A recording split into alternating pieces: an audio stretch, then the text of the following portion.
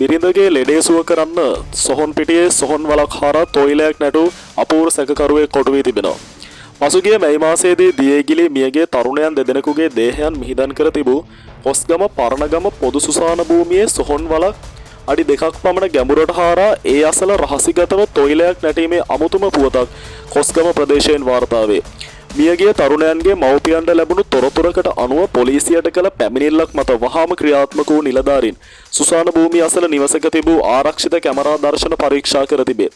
එහිදී අලුයම් කාලයේ සැක කටයුතු ලෙස ධාවනය වූ කුඩා ලොරි රථයක් සහ යතුරු බැදියක් ඔස්සේ පරීක්ෂණ මෙහෙයවා අදාළ ලොරි රථයේ හිමිකරු අත්අඩංගුවට ගැනීමට පොලිසිය සමත් ඇත.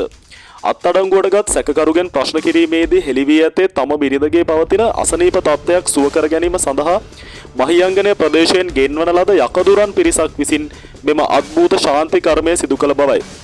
මලවුන්ගේ බලපෑම උපයෝගී කරගනිමින් රෝග සුව කිරීමේ අරමුණින් සොහොන් බිම කෙලෙසමින් සිදු කළ මෙම ක්‍රියාව සම්බන්ධයෙන් ප්‍රදේශවාසීන් තුළ දැඩි කම්පනයක් හටගෙන ඇත.